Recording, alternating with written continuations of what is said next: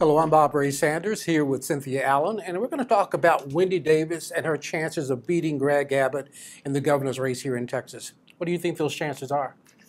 I have to be honest, Bob Ray, I don't think they're very good. The Real Clear Politics average has her down about 13 points from Greg Abbott. That's been pretty steady since she announced that she was going to be running. And she's less than 3 months, basically, to pull this off, or just about 3 months to pull this off. And That's still a lot of time, though, right? that's a lot of ground to cover. It's a lot of ground to cover. I mean, what does she have to do to cover it? Well, I mean, I think that she's been somewhat of a lackluster candidate, and she hasn't been able to really generate the momentum that she first had when she made her speech on the floor of the legislature. She hasn't regained that. I think folks don't know who she is. 42% of women or 46% of women don't particularly like her, have an unfavorable viewpoint of her. So, I mean, apparently people don't like her, so she's got to change that. Oh, well, let me, I mean, there are plenty of people who do like her, and in fact, she wouldn't have gotten this far if they didn't. And I would never underestimate Wendy Davis, and no one in the state should. I mean, she's always been an underdog in the races she's run, even for Senate.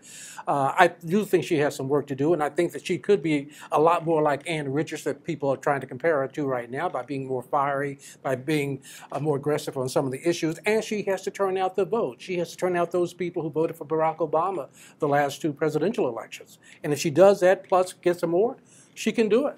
Well, the problem is that the number of people who voted for Barack Obama in 2012 shrunk significantly from 2008. And so there seems to be less and less support of the president, and so those voters are probably not going to turn out for her. They're probably not, because they're disillusioned. They're disillusioned with everything that's going on in Washington, the president included. I think she's going to have a really hard time to get those folks out. Well, the people who hate Barack Obama would never vote for Wendy Davis to begin with. So I don't think she's worried about those people. She's got to get the people who voted for him, plus those 5 million people in Texas who are eligible to vote but are not registered to vote. So she's got to do that as well. And if she does it, I think she can win. But she's got 3 months to do that. That's a really short period of time. And also, I do take issue with, I don't think that there are people who hate President Obama. People dislike his policies. And unfortunately, a lot of times they're going to associate those policies with Wendy Davis. And that is going to prevent them from getting out to vote. Well, I mean, Wendy Davis does agree with the president on many policies, and she's got to make that clear. I mean,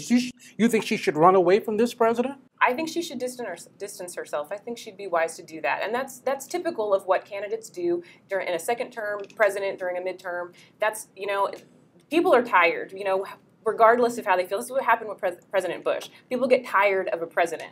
And so his approval ratings are at historic lows for him, and his handling of specific issues, including the immigration issue, is incredibly high. 68% of Americans disapprove of how he's handled the immigration issue. That's going to play big in Texas. You know what, I mean, ask Al Gore. I mean, had he not run away from Bill Clinton, he might have been president, but that's another story.